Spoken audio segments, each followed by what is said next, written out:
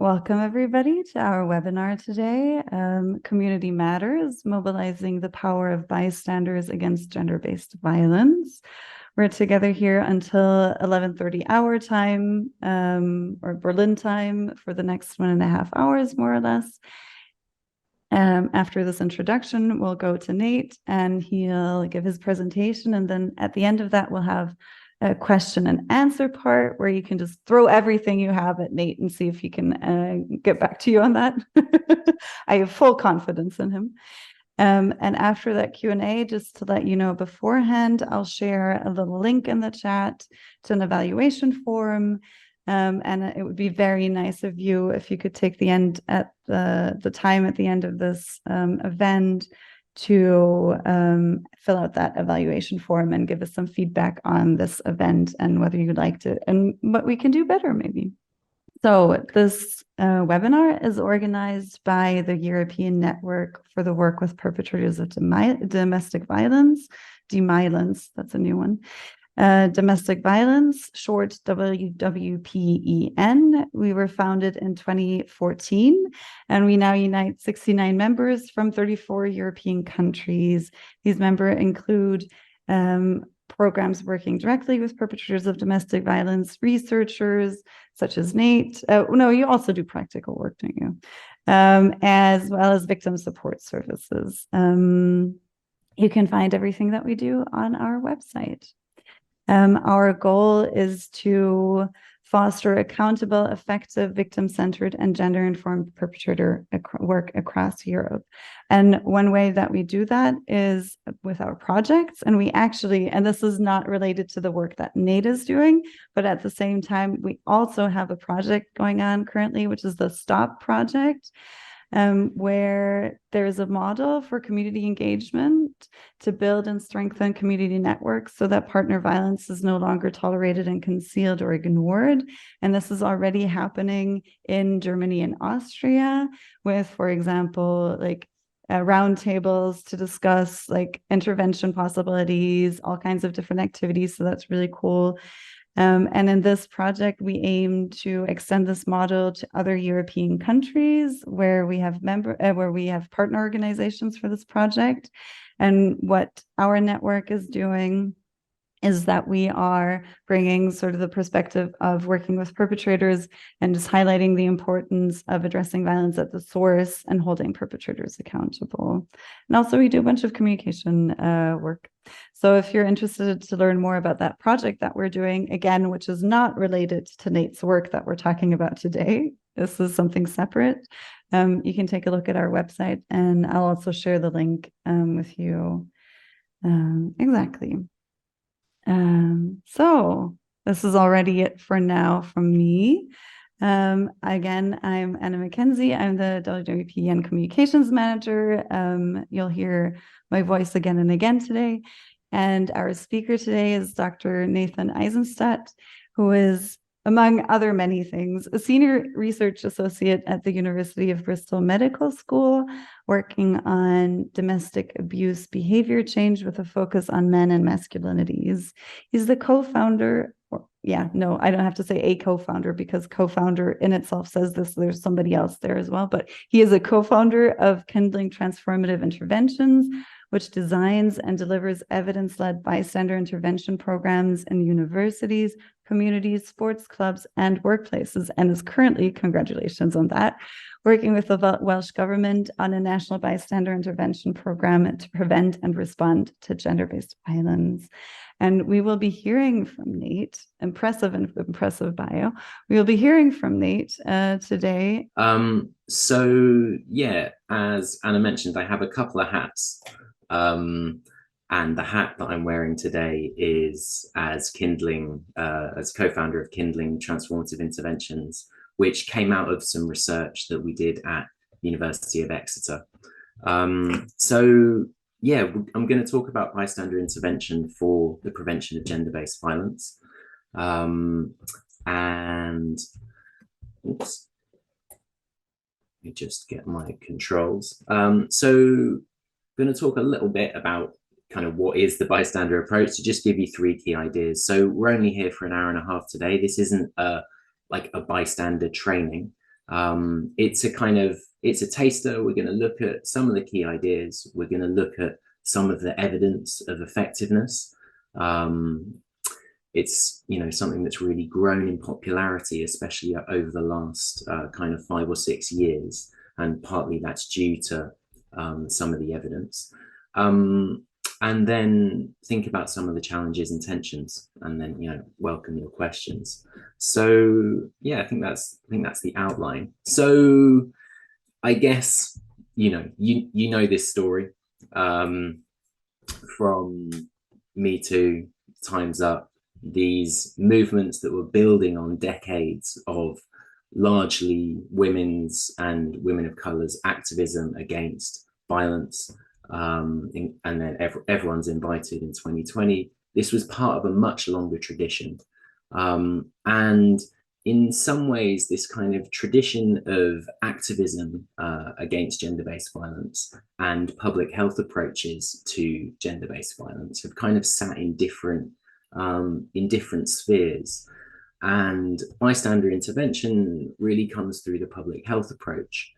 Now, we might look at kind of public health approaches to violence prevention as kind of depoliticized, as separate from these movements by activists. But it really stands on the shoulders of this activism. And I think it's important to recognize that.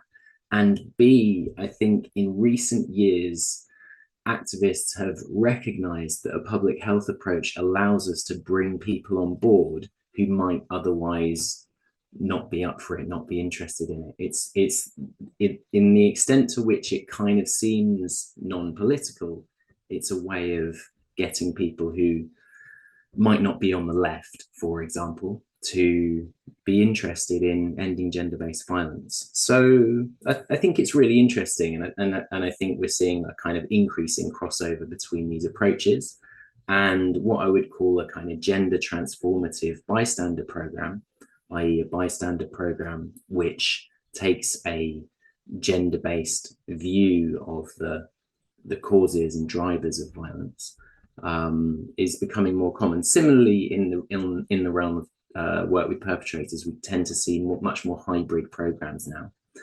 So just quickly, what we're talking about when we're talking about a public health approach to gender-based violence prevention.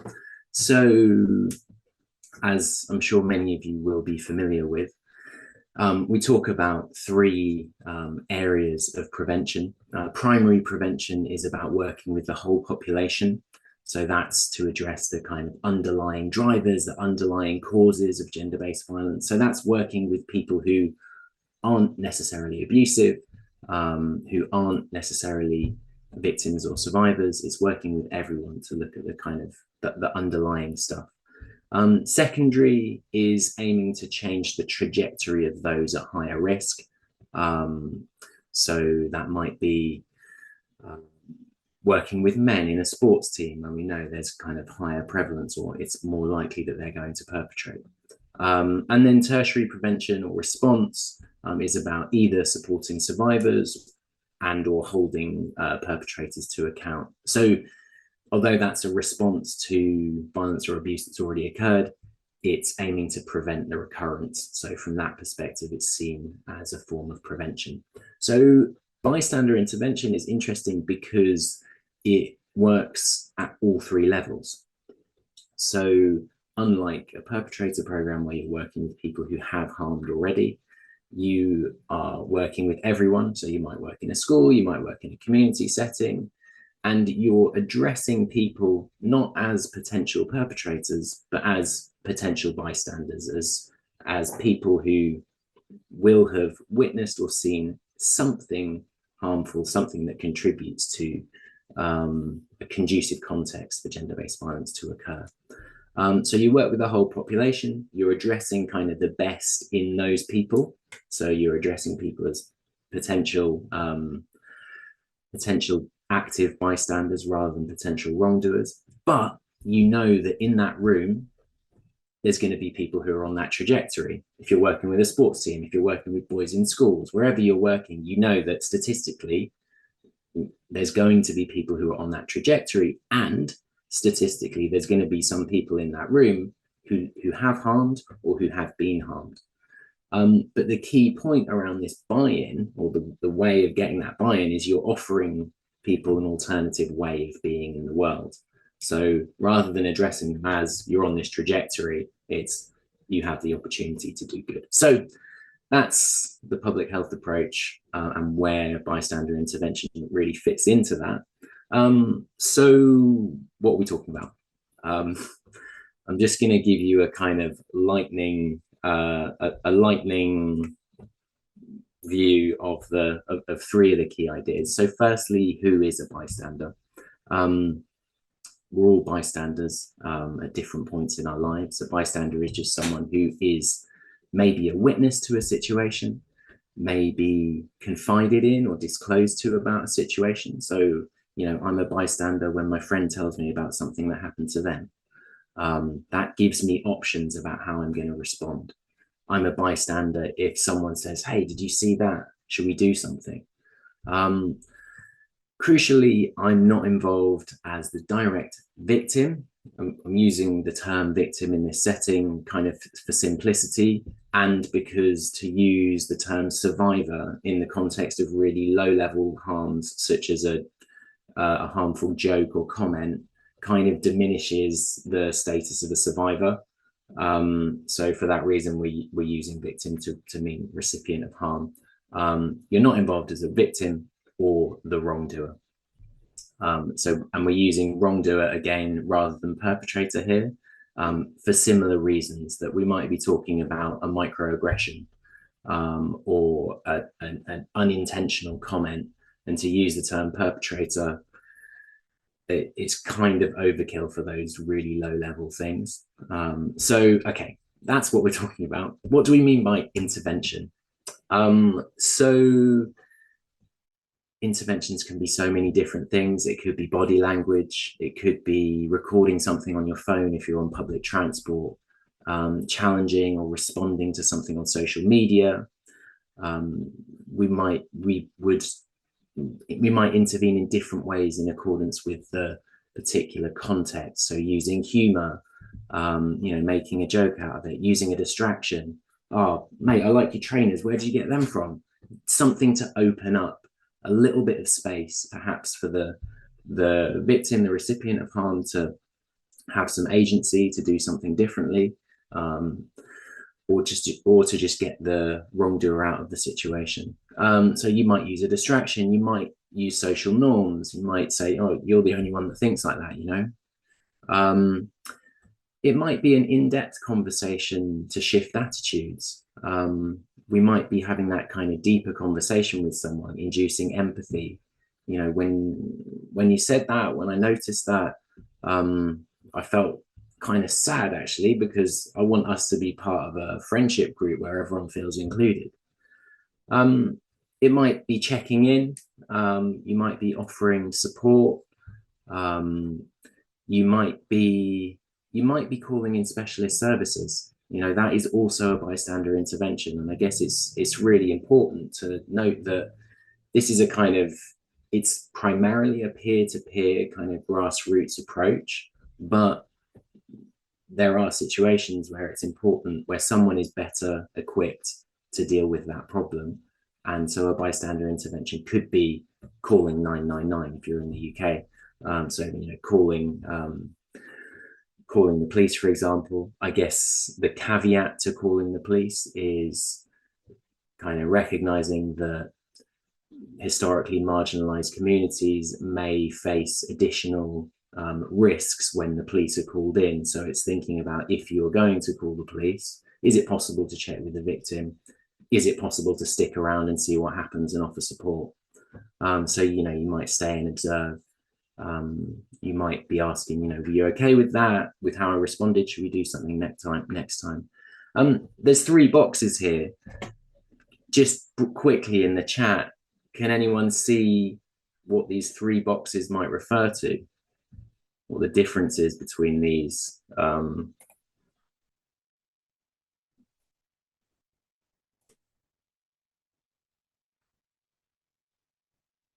Be brave. what might these three categories be?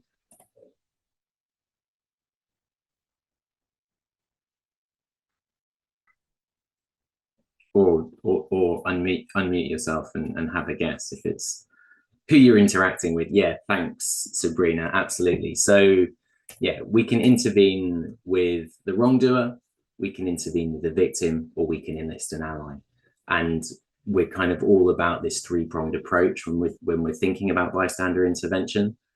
Sometimes we can kind of get frozen in that moment and think, I can't think of a witty response to this joke in at that time to the wrongdoer. Oh no, I can't do anything, I'm just frozen. Actually, most of the time we may be able to do something with the wrongdoer, the victim, and or an ally. Sometimes we can do something with all of those three. Is there any other way that we could divide these interventions?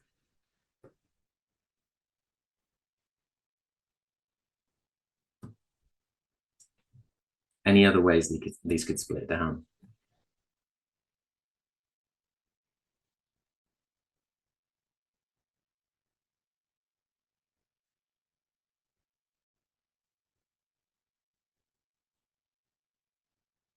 I'll give you a clue. The ones at the bottom of each list are the ones that are different in some way.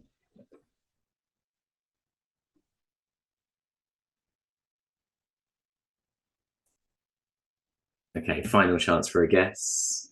It's hard in such a big group. Oh, challenging and responding. Yes. Okay, you're absolutely right. So, and thanks, Jonathan. Here, look. So we're talking about time. So yeah, I think challenging and responding refers to that time difference. So we can intervene with the victim, the wrongdoer, the ally, and we can do that in the moment, or we can do that after the fact. So suddenly, from this moment of kind of being frozen, actually, there's kind of 6 different options, and within those those 3 people and those 2 time points, we have all these different strategies as well. So the next concept I want to look at is this idea of the 4 stages of intervention, and this is really crucial to the bystander approach. So the research tells us that there are 4 stages that we need to pass through in order to be active bystanders, and this is where often we get asked to kind of do a bystander training, do a gender-based violence bystander training in an hour to a school, to wherever. And it's like, we can't take people through these 4 stages in that period of time. Some of this stuff takes a while. So the first thing is just noticing the event. So if we take the example of wearing seatbelts, if it was the cultural norm that no one wears seatbelts, and in the UK it was the cultural norm that people didn't wear seatbelts, if you got in a car and someone wasn't wearing their seatbelt, you wouldn't even notice it. So then there's been over the years public health campaigns around seatbelts, and then kind of changes to the law around seatbelts. So it gets to the point where you interpret it as a problem. I get in the car, I notice it, and I see that my friend isn't wearing their seatbelt. But I'm like, it's their life. Does it really matter? Is it really going to impact on me? So that next thing is responsible for dealing with it. And many of the people that we train, and I think this is kind of reflective of a wider social shift. So we do bystander training around gender-based violence, but also around racism, around ableism, around other axes of difference through which oppression arises and is mediated.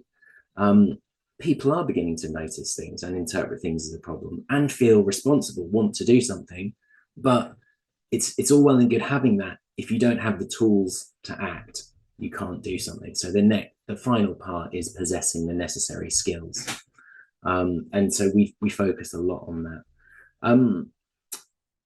It's also, I guess, important to think about some of the reasons that people don't intervene.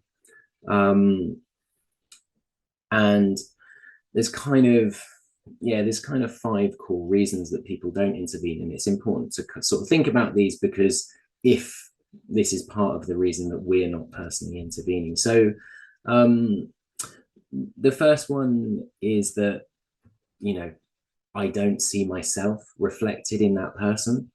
So people are more likely to intervene when they connect with or empathize with that person. And I guess this is a sort of something that we need to reflect on ourselves. If I'm not intervening, it's like, am I disproportionately intervening to protect people that, or to help people that I see myself in?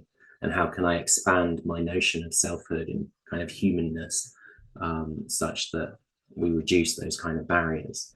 The next is called audience inhibition. So that's, there's too many people around. You know, it's feeling like, uh-oh, I'm going to get it wrong, and I'm going to be kind of part of the out group, possibly. Or yeah, I feel inhibited because people are going to look at me. The next is that someone else will do it. So this is this idea that you may have come across before, this idea that in a crowded place, people are less likely to intervene because people assume that other people will do it. Whereas maybe in the countryside, where you're the only person on the footpath and there's someone who's kind of fallen over and hurt their ankle, then, you know, no one else is going to do it. You're the only person. The fourth one is that it's dangerous, and, you know, it's really important to consider our safety, and we rightfully make risk assessments all the time when we're thinking about situations, and we really encourage people to make those risk assessments, and only, you know, those internal risk assessments, and only intervene when it's safe to do so. You know, so when it is dangerous, it's thinking about, okay, can I enlist an ally? Can I get someone else to help me? What can I do to mitigate that risk? And then finally, this is really the crucial one. It looks like everyone else thinks it's okay. So this is kind of called false consensus. So I'm going to show you a slide, or a couple of slides, just to illustrate this one, because this is kind of a key one for bystander intervention. So where we are now, healthy and positive behaviors are in the majority. So most of the time, most people are exhibiting healthy and positive behaviors. However, 1 or 2 people are, you know, some people are doing things that are harmful. And when someone says or does something that's harmful and nobody intervenes, it looks to the wrongdoer like this. So the wrongdoer looks around and thinks, oh, everyone agrees with me, no one's saying anything. The green person looks around and thinks, uh-oh, I'm in the minority. What that does is it encourages the wrongdoer to keep doing it, because they think everyone agrees with them, and it discourages the green person from intervening. However, we know that these red people, most of them are actually looking around the room thinking, I'm not okay with this, I want to do something. So most of these red people, they're actually green. So all it takes is for someone to intervene, and someone else will step up, and that discourages the wrongdoer. So, and it encourages the other green people, because they see that it's safe to intervene next time. So I guess with our sort of prevention and cultural change perspective, it's bystander intervention is quite a pragmatic approach. So we're not necessarily saying that we're going to deeply change everyone. Our hope is that we deeply change enough people such that if something harmful happens, somebody intervenes. And our hope, our idealistic hope, is that that wrongdoer will eventually get the message, and through those like deeper conversations will change their mind and not want to cause that harm. But they might not.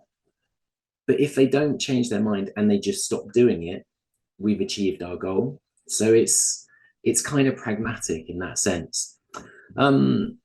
So that's the social norms idea. And then the third idea is around the pyramid of harm. So I'm sure this is something, this is likely to be something that you're familiar with. We use it slightly differently in a bystander context. And for those of you not familiar with it, I will explain it fully anyway.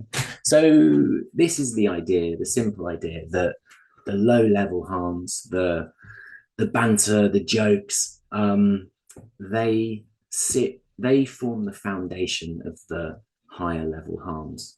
So at the bottom of the pyramid, you've got your attitudes and beliefs. So it's the sexist or misogynistic idea that women and people of marginalized genders are worth less than men, and are coded with certain negative traits, are less whatever, less strong, less clever, less able, and connected to that they should fulfill certain social roles, conform to certain beauty standards, behave in certain ways, and can be legitimately punished if they do not conform to that. So it's these attitudes and beliefs that we see like reproduced and reinforced through a whole range of messaging in popular culture. Some of that popular culture is fortunately changing, but we've got a long history of it to undo. So it's definitely still there. Thanks, Sylvia. So it's those attitudes and beliefs that give rise to what we might call the everyday sexisms. So the microaggressions, the jokes, the banter, the comments. Something like a microaggression. Let's say there's a young woman on a skateboard, and I say, I'm having a conversation with her and say, "Oh, I didn't know girls like skateboarding." It's an innocent question which reflects my attitude and belief about what the role of women should be. And so through my innocent question, I position that person as out of place within the thing that they're doing. So it's these low-level things that kind of build on those attitudes and beliefs. Now, crucially, from a bystander perspective, when those low-level sexisms, those low-level things that reinforce the attitudes and beliefs go unchallenged, people who are more likely to be engaging in the higher level harms hear that, they see that, it reinforces their attitude and belief, but it also reinforces their false consensus. So when the joke is said and nobody says anything, they think, oh, other people think that this way, other men think this way, I must be right. And that empowers them to keep doing it. So, and this goes right the way up to physical expression and at the highest level to homicide. So these things at the lowest level, it's dehumanizing, and the ultimate dehumanization is taking someone's life. From a bystander perspective, we might think about the example of there's two blokes in the pub. One of them's late. The other one says, so there's two men in a pub. One of them's late. The other one says, "Oh, why are you late?" And the other one says, "Oh, dinner was late." And the next guy's like, "Oh, did you give the missus a slap? Ha ha ha," as a joke. Now, he's not abusive, and his mate isn't abusive, and there's no women present. So what's the harm? Next guy at the bar overhears this, and he is abusive. What he hears is that it's okay to be violent towards your partner, that women are worth less, and that encourages him to keep doing it. So we know that our perception of our peers is really important in how we act, and this is the whole principle. So as bystanders, our opportunities to intervene sit at a lower level. So it's generally safer to intervene at a lower level, and it's much more likely that you're going to overhear or hear some everyday sexism than it is that you're going to walk in on like a murder in progress and be able to stop it. The crucial thing is that the low levels support the higher levels, and when we intervene, we withdraw our support for the whole pyramid. And so we can prevent the highest level harms or contribute to that prevention through these low level interventions. Now, from our experience of facilitating bystander work with young men, this idea that understanding that they themselves may not perpetrate, so this idea, the example that I gave around the guys in the pub, understanding that they themselves may not perpetrate, but that they are supporting rape or sexual assault or even murder through their banter is a crucial learning point. So it's that thing of like, oh, it's just banter. I get it, yeah. I used to say that myself, but I went on this training the other day, and actually I realized that when we say these things, we empower those people to actually do it.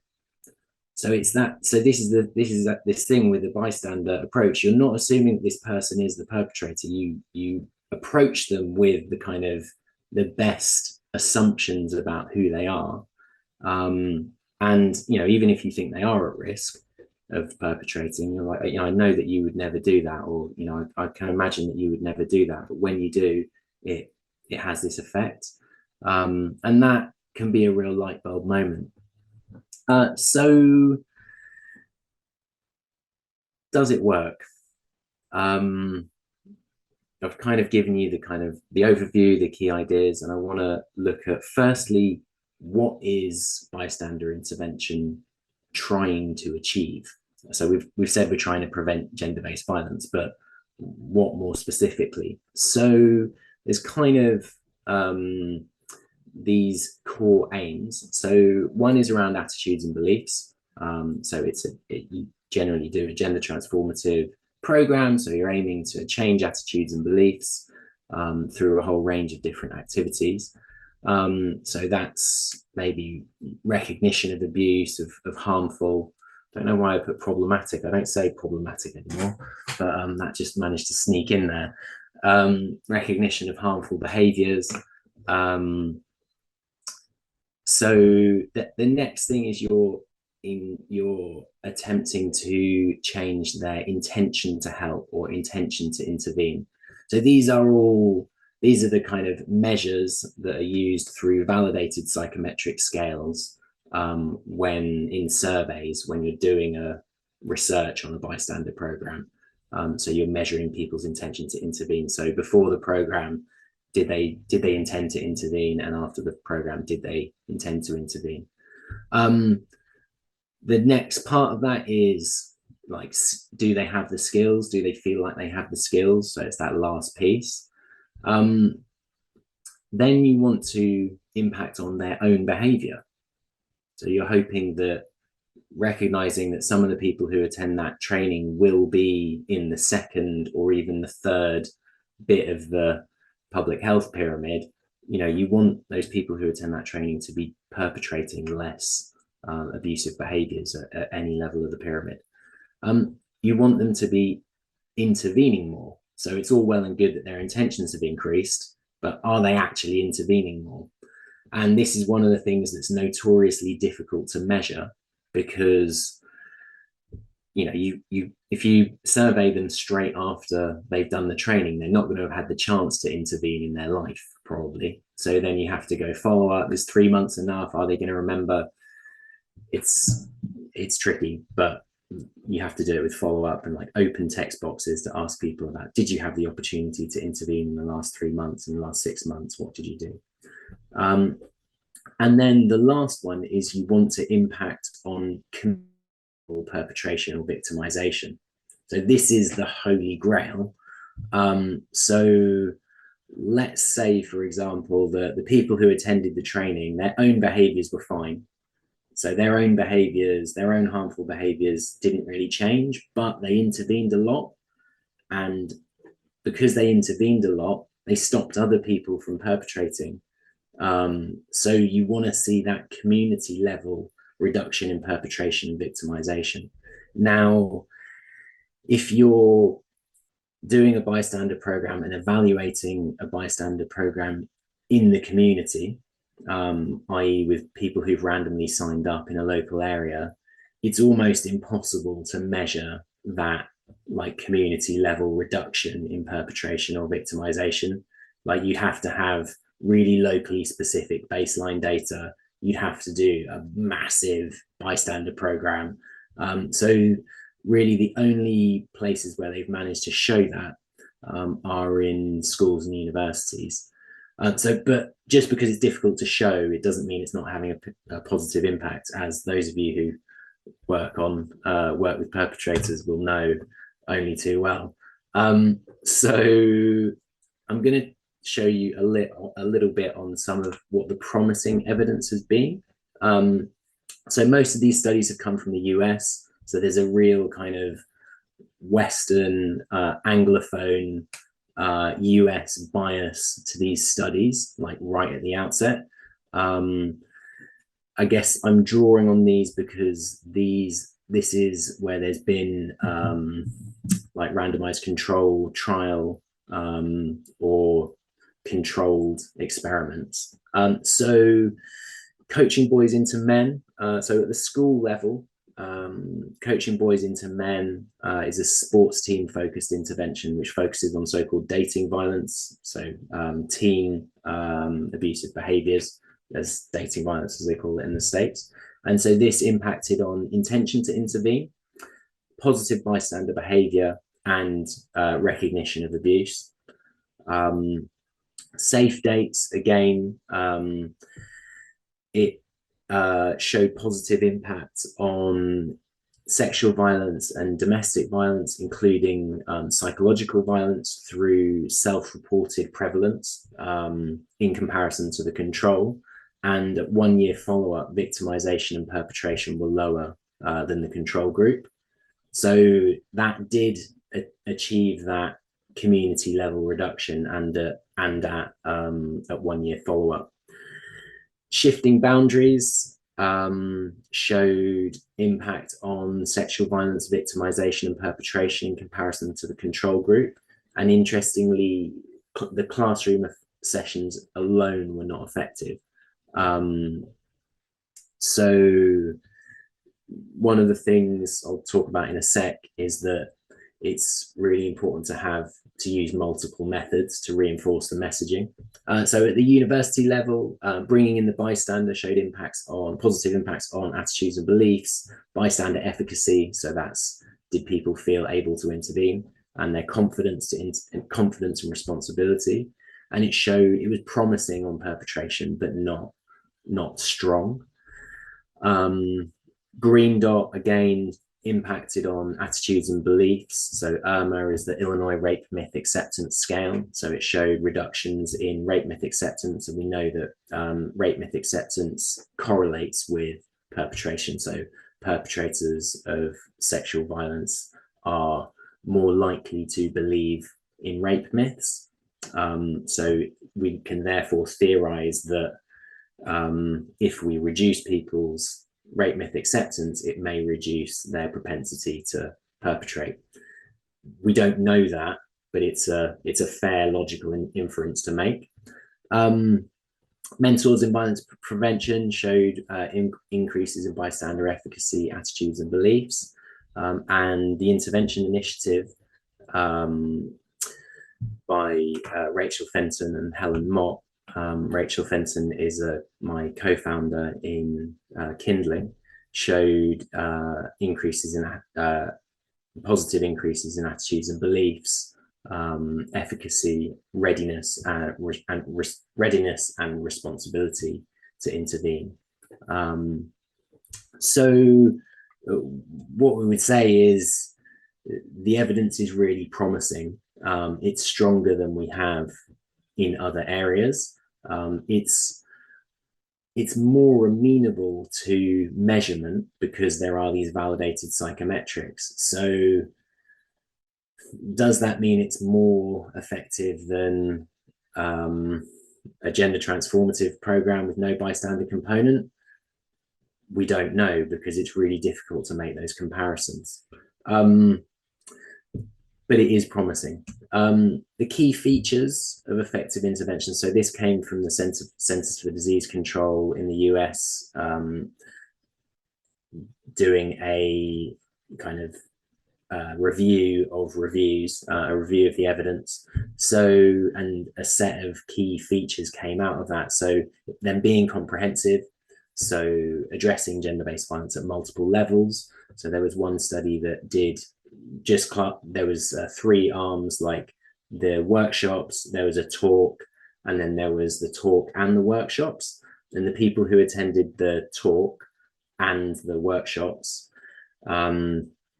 showed kind of much more, showed change, whereas the people that just attended the workshops didn't. So it's this idea that having workshops, having a talk, having some kind of social norms campaign, like a poster campaign, so doing these multiple things to reinforce the messaging is really, really important. That they need to be sustained. So brief one-off interventions are ineffective and can actually push social norms in the opposite direction. So, you know, if a school says we just want to do a 1-hour consent workshop, it's not just that it might not work, it could actually produce backlash that makes things worse. So it's really important that those of us who are practitioners kind of hold the line on this and say, no, you know, this is a serious, like deeply ingrained thing that we're trying to undo with people. It's going to take some time. One of the things that we do in our main program is 3 sessions, and our recommendation is that those 3 sessions take place over 3 weeks, and those are separate. And it's really, really noticeable that, I mean, we'd like to do more than 3 weeks, but it's really, really noticeable that men in particular might go away from session 1 feeling a bit browbeaten, like, oh, you know, men are under the firing line here, and then it's kind of like having that week to reflect, maybe watch a video and come back and kind of reflect on how they're doing. We will often see people go away and be like, yeah, I thought about this, and actually I've started to notice, you know, this messaging in adverts and popular culture, and I've started to notice these things that my friends are saying, things like that. And I think it's that thing of there's only so far you can take people in one day, or in one session. It takes us, we need to sleep on it, you know. So they need to be sustained. There's evidence to suggest that compulsory and or targeted interventions are more likely to be effective. So, for example, working in that second tier of the public health approach with people who are more likely to perpetrate. So, for example, with sports teams, it's that classic thing of you do a violence against women training in the community, and it's like 90% women and gender non-conforming people that attend. And actually, the people that you need to be attending are men, men and boys. So it's, you know, can you work in an organization where people kind of have to attend? We did some training recently with Nissan, so just like factory floor workers in the Nissan car production plant, and it was such an amazing set of sessions. You know, it was like, I don't think these guys would have attended otherwise, but you know, the closing go round was absolutely heartwarming around, you know, what they felt they'd learned and how it would impact on their parenting and things like that. So working with respected mentors, coaches, again, it's that sort of that social norms, the group leadership thing. Working with skilled facilitators, you know, as we know from work with perpetrators, a good facility, you can have a great program and a bad facilitator is not going to be able to do it, but actually a great facilitator could make a not so good program pretty good. And then having a gender transformative dimension in there, so, you know, gendered analysis of violence. Okay, I want to show you a bit about, I'm just looking at time. We okay? I think it would be good if we had 15 minutes for questions and like getting into some of the conversations. So yeah. Okay, cool. So if I go for like 10 minutes. Yeah. Okay, cool. All right. So I'm just going to show you a little bit about some quotes from some of the programs that we've done. So one is focused on football, and the other, and that's kind of focused more sexual violence focused. And then we do another program which is more domestic abuse focused, and that's in the community. So that's like open sign up. We also do a program which is more focused on street harassment and gender-based harassment in public spaces. I'm going to talk about these two. So both of the programs follow a similar program design, and that runs through those 4 stages of bystander intervention that I talked about. So that's the, noticing, interpreting as a problem, feeling responsible, and possessing the necessary skills to act. So they're 6 hours, 3 2-hour blocks using expert trainers. We use kind of mixed gender facilitation, and by that it might be a man or a non-binary person, or it might be a woman and a non-binary person, or a non-binary person. So we've got a kind of a broad mix of gender, ideally not two people, not 2 cis men or not 2 cis women.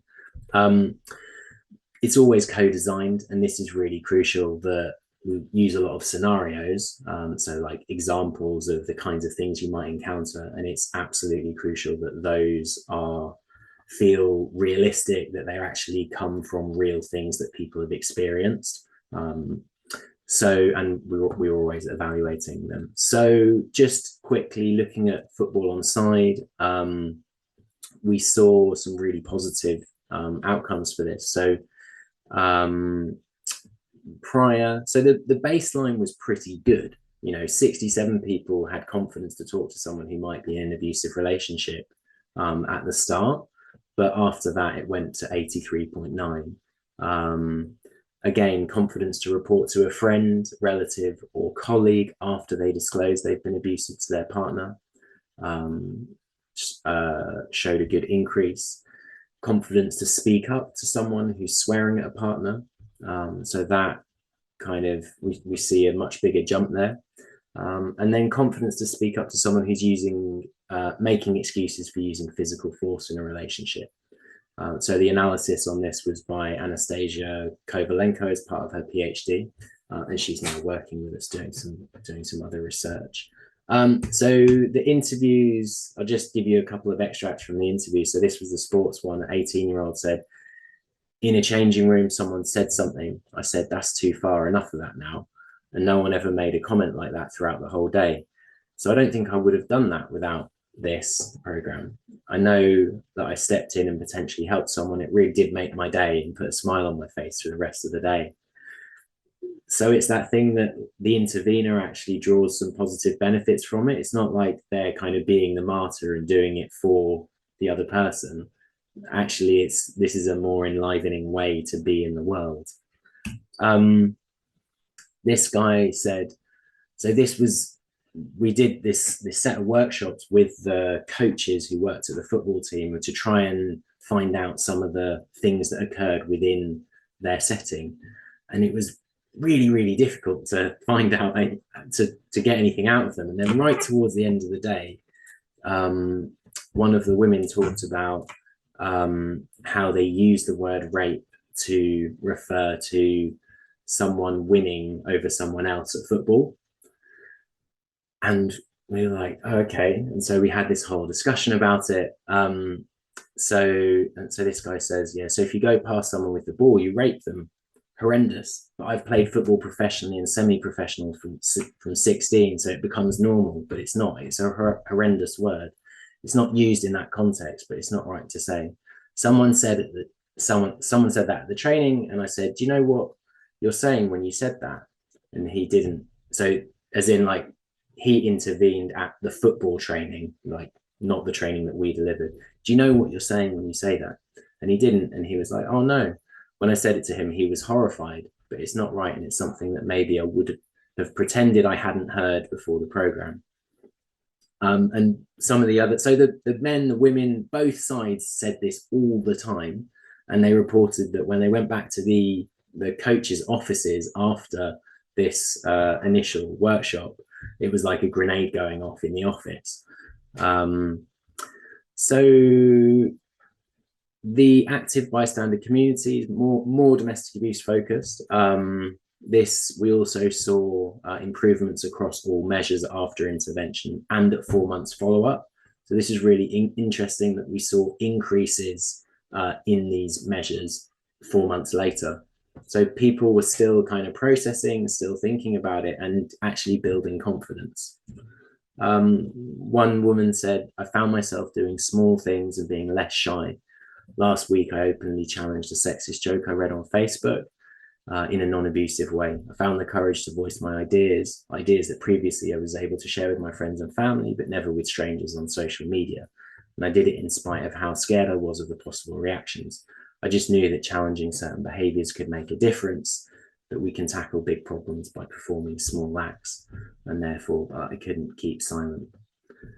And I guess like this idea of the pyramid is something, you know, that really connects with people, that we can change things by intervening at the low end. And the social norms. So this guy, slightly older guy, said one of the things that I've told people is the concept of challenging sexism in general settings. There are people thinking that other people are more sexist than you, while in reality they probably aren't. So it's that false consensus idea. I think social norms was the main thing I learned from it. Okay, so there are various kind of tensions and challenges within this work, but I think Anna, should we move? You know, my next slide is questions. No, please go into this. This is really interesting. Okay. Yeah. So this is one which I guess there's this question in bystander work and in gender transformative work with men and boys in particular, around undoing versus rebuilding masculinity. So are we trying to undo masculinity and kind of just become human beings, or are we trying to build positive masculinity? And I think for me, as a facilitator, socialized as a boy, socialized as a man who loosely uses he him pronouns, it's kind of, but I don't feel very sort of identified with my gender in that way. I do mobilize being a man in order to connect with people who do see themselves as men in a kind of more rigid way. And so I guess there's a question for those of us who do that around, are we rebuilding something? Are we kind of trading on something that we're trying to undo through that process? And I think in the room, you know, we've done workshops with kids or with boys in schools, and done like a man box exercise, and then done another one at the end with like the positive things. And the best thing a kid said was, why are we putting this in a box? You know, I don't want to be in a new box. And that's where I'm at. But I think it's that recognizing that in the room there's going to be people who see it in different ways, and we can work with both. So I think I've talked about that, like anti-violence versus anti-oppression. So anti-violence is kind of the depoliticized public health approach, and anti-oppression is about thinking about the ways in which masculinity, male power, capitalism, white supremacy, thin supremacy, all these other axes of oppression interact. And I guess there's a challenge and a tension for me if we think that like capitalism and masculinity are kind of inextricably interwoven. So can we do this without a critique of like capitalism and grind culture and these other dimensions of harm? The other one is this: bystander intervention is great, and we also need to be doing making the systemic changes, doing the campaigning, trying to address these like systemic injustices. So I guess particularly within service provision, particularly within like the commissioning framework, there's a desire to do like individualized interventions or interventions on people's behavior, individual level behavior, because it means that they don't have to think about these wider systemic injustices. So I guess it's, can we build that into bystander training as well? Can we say, okay, so you're going to intervene, is an intervention joining this campaign? What else might you do? What else might we do to make it less individualized? There's this other one around like good versus bad men. So when I say, I know that you wouldn't do this, but when you say this, you're empowering those men up the top of the pyramid. We are raising this idea of like good versus bad. And yeah, for me, it's a challenge, it's a tension. I guess it's like, this is a pragmatic, strategic approach rather than a kind of utopian approach. So I think it's one that I don't have the answer to. It's a challenge, it's a tension that we navigate as we do it. And then, you know, the classic one around accountability to women's organizations. So we know how that works within perpetrator setting. So around having integrated partner support and that potentially being done by the women's service. Within bystander intervention training, it's more around, that's more built into, or should be built into, the development of the scenarios that we're using. So for example, in Devon, we worked with Devon Rape Crisis. In other areas, we've worked with like women's organizations to develop those scenarios. And there can be tensions in developing those scenarios, because some of the ways that we would suggest intervening that actually produce a transformative response are not about shaming and saying, no, you're bad in this.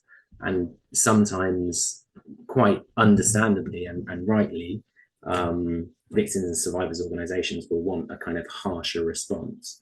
And I guess from our perspective, we're not training survivors to respond to their wrongdoers.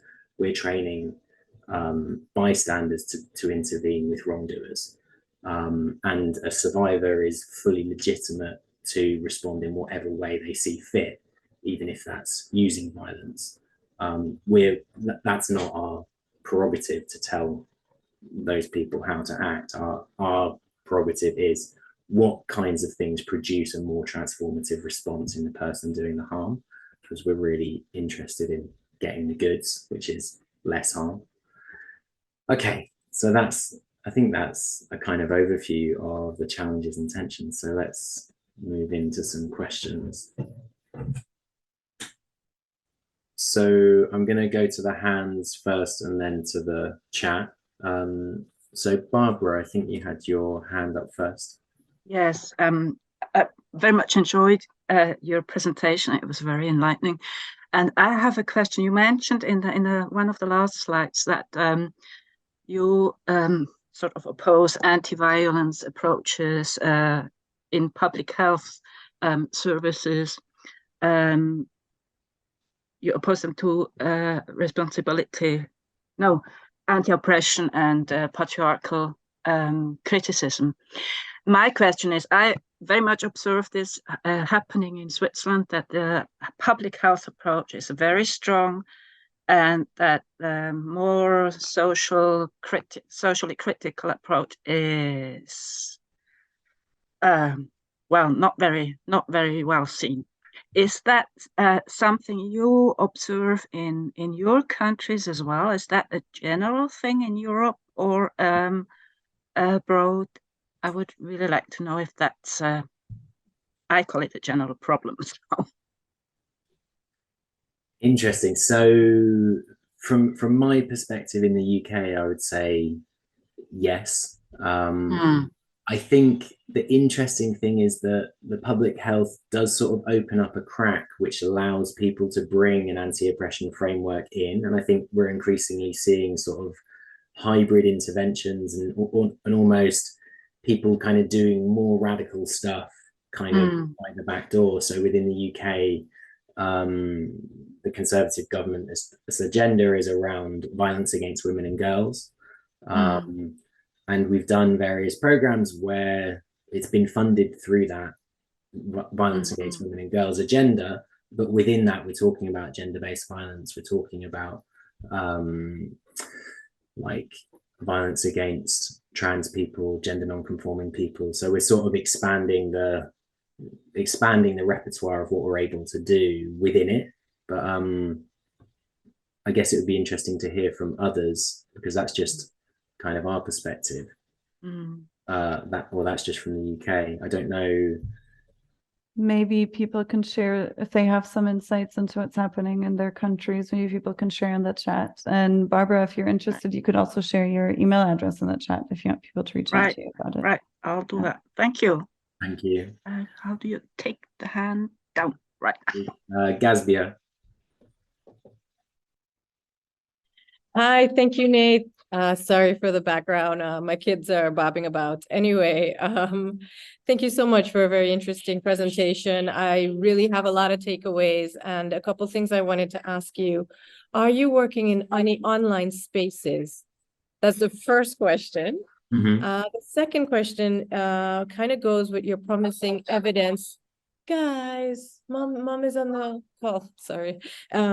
Promising evidence, you mentioned in terms of addressing some of this, you guys have a comprehensive approach at multi-levels, including like 3 sessions, throughout 3 weeks.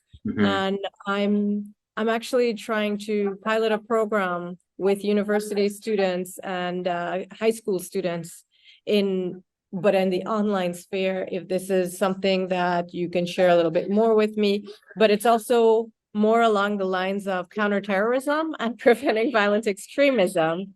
And we see that there's a lot of bystander issues on the online space that are not fully being addressed. So I was wondering if you had any insights on that. I'd really appreciate it. Thank you so much. Thank you. Yeah, it's really, really interesting. So we do a half-day bystander program online, and that's our kind of workplace. So we're looking at all axes of oppression, and I think it, the way where we've got it to, I think it does really work well as a half day. Doing the practice scenarios is difficult because you've got people in breakout rooms kind of doing a lot more reading. There's not that sort of performance aspect to playing things out. But it is still I think it is still a powerful session. The only thing, and we have done our 3-session like gender-based violence program online as well. It's always that thing of pedagogically there's something really important within bystander about seeing that there's other people within your group, whatever the group is, who are willing to stand up. So it's about building in those things like that initial go round, like why are people here, what are the values of it's that stuff which is quite time consuming, and people might think, oh, you know, why are we doing this? I would just want to hear the content, I just want to hear the tools and techniques. And it's like actually seeing other people do this, seeing other people have realizations empowers me to intervene. So I think it's one of those things as I don't think it is as good. I think it's possible to do some good stuff. We're currently thinking about ways that we can do more kind of asynchronous learning. So getting people to watch some videos, thinking about using like a chat bot to be like an AI, to be someone that you intervene, you try an intervention and you see what they say. We sometimes use like an animation and we voice the animation and run it in different ways. So it's just trying to be a bit more creative with the tools and techniques. But yeah, please do get in contact if you have other questions, because I think, yeah, using it in a preventing violence extremism context is, yeah, new and really interesting. Thank you. So Lynn. Hello, thanks, Nate. I work with perpetrators of domestic abuse down here in not so sunny Plymouth today. Oh, great.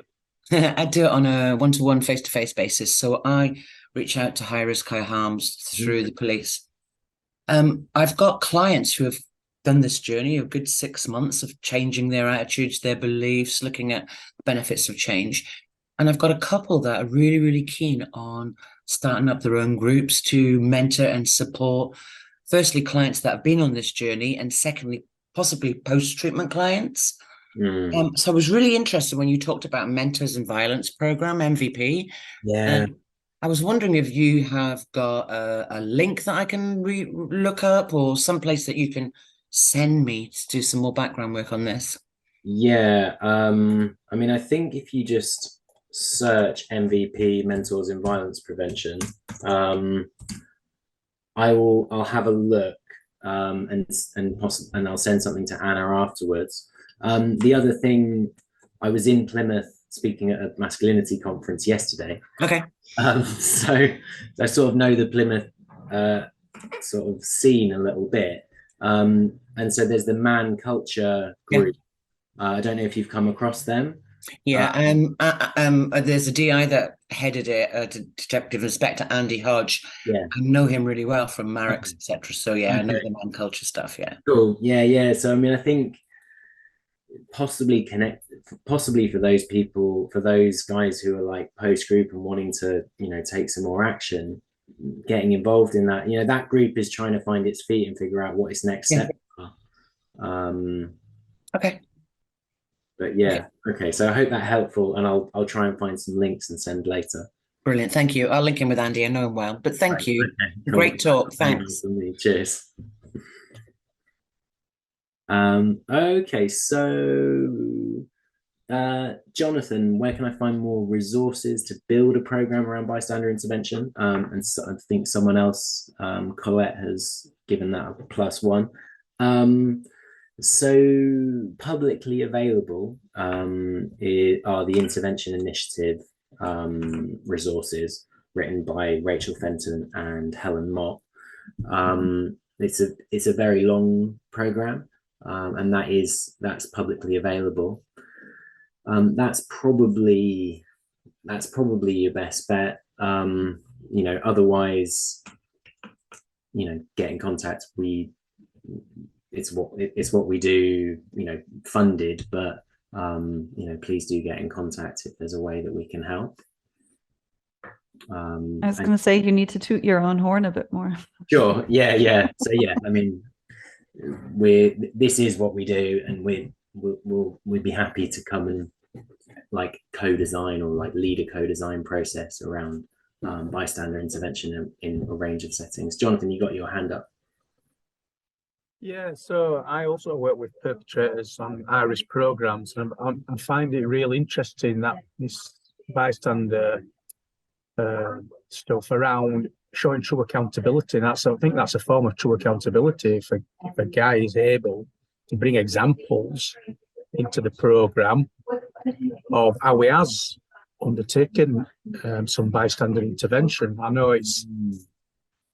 I know it can be quite cynical and say, well, has he just made that story up and brought that in? But I think if you're working with a guy for 20 weeks, 20 plus weeks, you can sort of like spot in some respects of whether he's been sincere and genuine, and also around setting up something post mentoring where we're looking at using guys to mentor other guys, and that could be something that's built into the mentoring program also, the bystander intervention stuff. So that's where I was coming from around around looking for resources.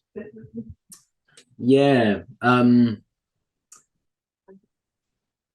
That's really interesting. I think it would be really cool to do that. And I like how the true accountability, it's not just about your own actions, but it's building it out from that. Yeah, I mean, I think checking out the Intervention Initiative stuff, but again, yeah, talk to us. It's something we'd be happy to kind of help think about.